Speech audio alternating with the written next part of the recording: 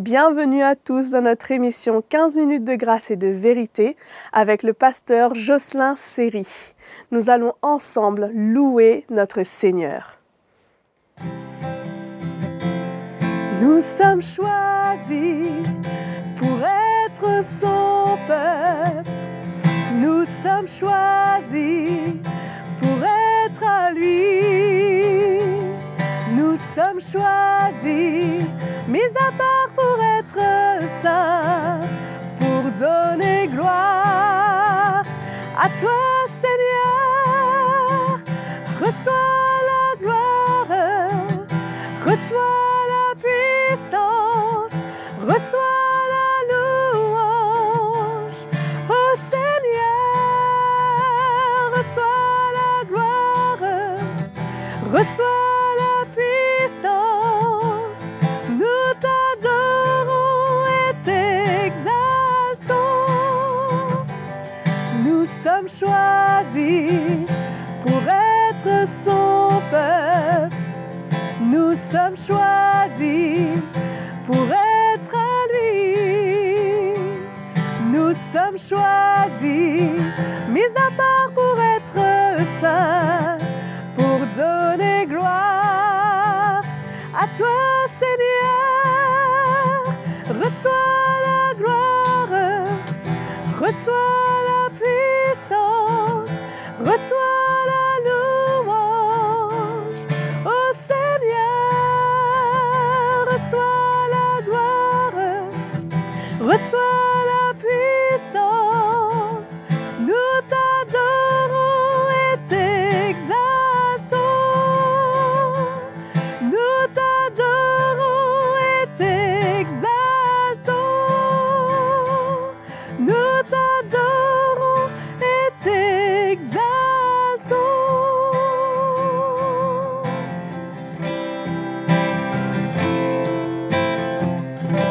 Amen. Nous allons maintenant écouter la parole de Dieu avec le frère Jocelyn Seri. Bienvenue à vous tous dans cet épisode de 15 minutes de grâce et de vérité. Et merci à notre sœur Maëva pour ce chant que nous venons d'entendre, merveilleux. Pour continuer dans la série des pièges de la vie chrétienne, je voudrais aujourd'hui vous parler d'un piège qui est très subtil d'ailleurs, c'est le piège de l'addiction.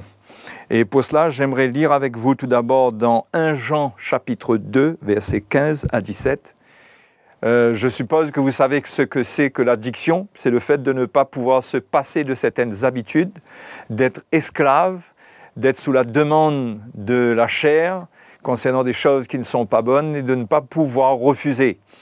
Et le Seigneur ne veut pas que nous soyons dans cette forme d'esclavage. L'apôtre Jean nous met en garde concernant le monde parce que le monde est producteur de choses passionnantes, de moyens d'addiction. Lorsqu'on touche aux choses du monde et qu'on va un peu trop loin, on ne peut plus reculer et refuser ces demandes ensuite. Et ça devient compliqué pour les gérer dans notre vie.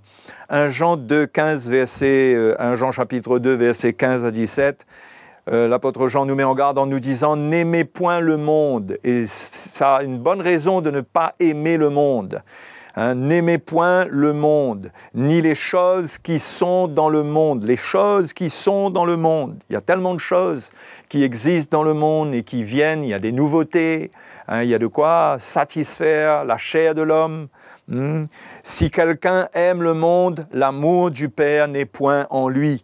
Car tout ce qui est dans le monde, la convoitise de la chair, la convoitise des yeux et l'orgueil de la vie, ne vient point du Père, mais vient du monde. Et le monde passe et sa convoitise aussi, mais celui qui fait la volonté de Dieu demeure éternellement. Donc on voit que l'amour du monde, c'est quelque chose qui vient faire obstacle à la volonté de Dieu pour notre vie. Et celui qui aime le monde, Jean dit que l'amour du Père n'est pas en lui. Donc c'est quelque chose de dramatique d'arriver à un point où l'amour de Dieu ne nous anime plus, où nous n'avons plus l'amour du Père en nous parce que nous avons l'amour du monde. Les deux sont incompatibles. Il nous faut faire attention de tomber dans le piège de l'amour du monde, de l'amour pour le monde, de l'amour des choses du monde, parce qu'alors on perdrait l'amour de Dieu qui est dans notre cœur et par lequel nous sommes appelés à vivre notre vie chrétienne. Et Jean explique pourquoi. Il parle de la convoitise de la chair, la convoitise des yeux et l'orgueil de la vie. Voilà les trois moyens par lesquels le monde nous appâte.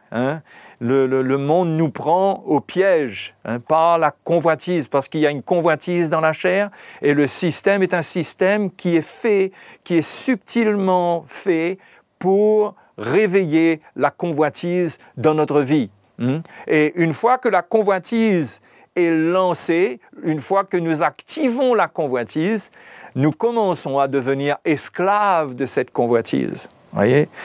C'est pourquoi Paul dit dans 1 Corinthiens chapitre 6, verset 12, il dit une chose importante concernant la liberté. Il dit « tous mes PMI ».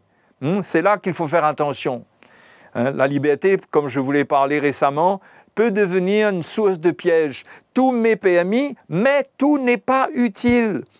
Tous mes PMI, mais je ne me laisserai pas asservir par quoi que ce soit.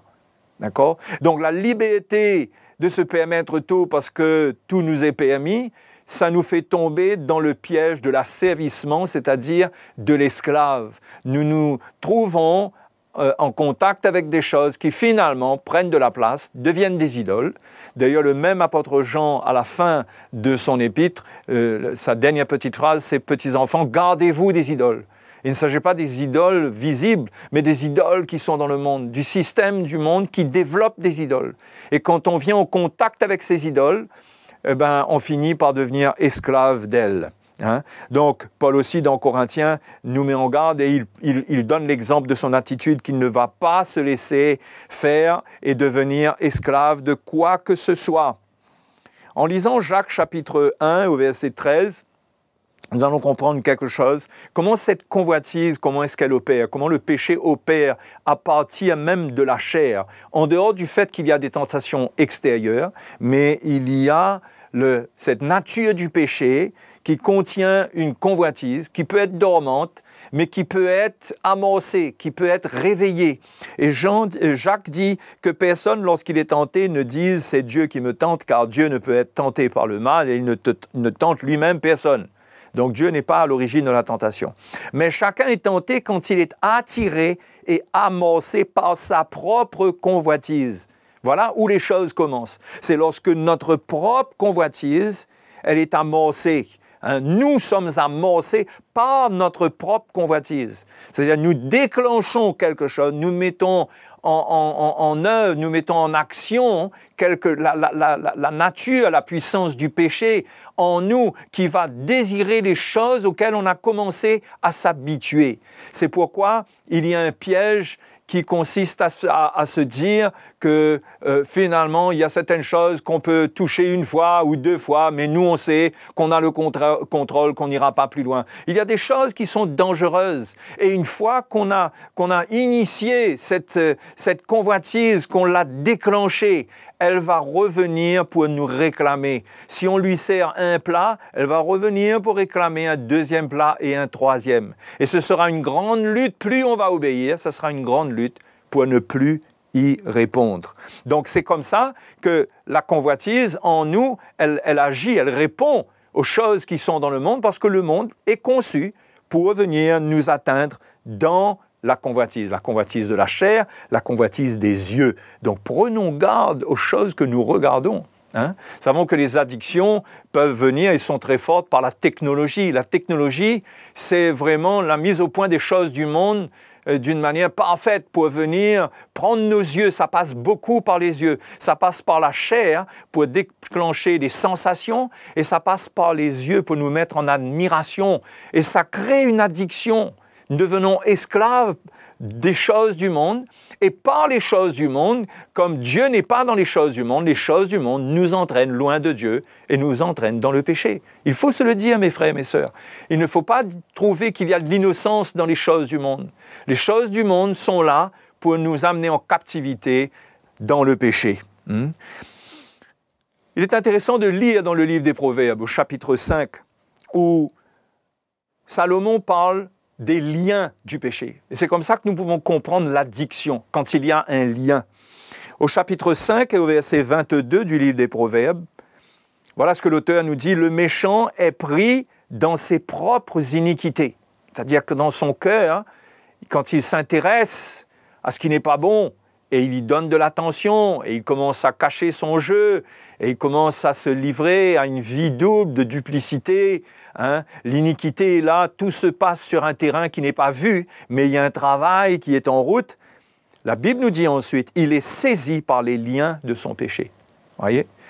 C'est-à-dire qu'il a réveillé en lui la nature du péché pour le rendre esclave de ses désirs charnels, de ce qui n'est pas bon. Et ici, la Bible dit, il est saisi par les liens de son péché.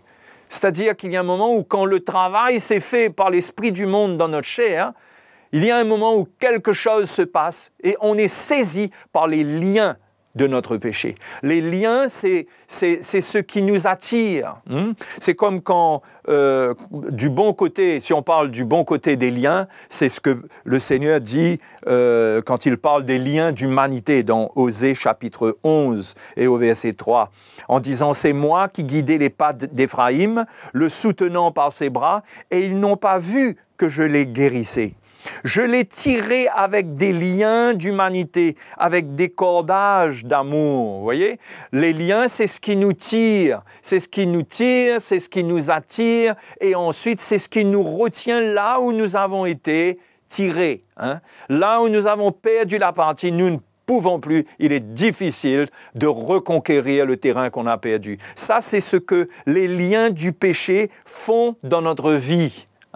Donc c'est très dangereux, c'est un piège que de se laisser aller vers des choses, dans des choses qui vont exercer cette influence et vont nous tirer hors du champ de la volonté de Dieu pour nous amener à contempler le monde. Il ne faut pas oublier que la dernière phase de tentation du Seigneur, c'est quand le diable lui a montré tous les royaumes du monde. Quand il a vu tous les royaumes du monde et leur gloire, la fausse gloire du monde. Eh bien, le Seigneur, bien sûr, il a résisté. Et comment nous devons comprendre, le Seigneur, quand il rapporte cet événement, nous montre comment nous allons être tentés. Et comment nos yeux, ce que nous allons voir, le désir que nous allons avoir de posséder les choses du monde. Et avec cela viennent toutes les iniquités, toute la tricherie, toute la désobéissance, toute la duplicité, l'hypocrisie, tout ce qui se met en route pour posséder ce que notre chair désire. Et c'est très dangereux, c'est faire le jeu du péché, c'est construire les liens avec le péché et c'est devenir addict avec le péché. Esclave dans des liens d'addiction par rapport au péché. On peut parfois commencer sur des choses qui paraissent innocentes, jouer.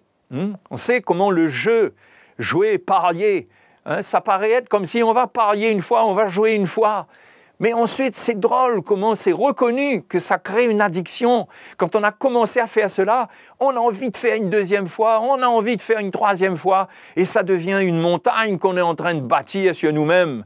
Comment on va sortir de là? Et il y a beaucoup de foyers qui ont été ruinés, de couples qui ont divorcé à cause de l'amour de l'argent suscité par les jeux. Ça a augmenté par le fait de rentrer dans les paris et ça a créé une addiction. Ça, c'est pour ne parler que des jeux. Il y a la technologie, la télévision, l'ordinateur, le téléphone et toute cette fausse gloire qui nous donne les images et tous les effets spéciaux qui nous émerveillent. On a l'impression qu'on a là devant nous des choses extraordinaires, mais qui sont trompeuses, qui sont là pour attirer notre regard, pour amorcer notre chair et pour nous tenir dans l'esclavage, afin qu'ensuite, c'est comme si que nous sommes amenés dans une pièce dans laquelle nous ne savons pas ce qui va venir dans cette pièce, mais on nous invite dans cet endroit et nous sommes là et nous attendons et tout d'un coup, il y a plein de choses qui viennent. Il y a toutes sortes d'impuretés, il y a de la débauche, il y a des choses qui se manifestent et nous ne pouvons plus sortir de cette pièce. Nous sommes esclaves et nous sommes obligés de subir la puissance du péché. Dieu ne veut pas qu'on arrive dans cet état. Paul a dit à Timothée, fuis les passions de la jeunesse. Fuis les passions de la jeunesse. Ce que tu vois qui peut t'emprisonner, qui viennent par la convoitise, fuis-les, ne te laisse pas prendre dans l'esclavage. Parce que alors, est-ce que on va s'en sortir? hein? On aura une grande souffrance. On aura une grande souffrance, on n'aura plus l'amour de Dieu en nous. Dieu nous aime toujours, Dieu nous attend, mais on va être coupé de la grâce. On va être dans un état terrible, les frères et les sœurs. Alors je vous encourage, je vous exhorte à ne pas vous laisser faire, à ne pas vous laisser gagner par les choses du monde qui sont trompeuses et qui sont là pour mettre le grappin sur vous et vous empêcher de sortir ensuite. Donc j'espère que cet encouragement vous va droit au cœur, vous édifie pour éveiller en vous une mise en garde. C'est le but de mon encouragement aujourd'hui. Que le Seigneur vous bénisse. À la prochaine session. J'espère que vous avez passé un agréable moment. N'oubliez pas, abonnez-vous à notre chaîne CTMI. Si vous avez des commentaires, des témoignages, des questions, écrivez-nous à l'adresse qui s'affiche sur vos écrans. À très bientôt!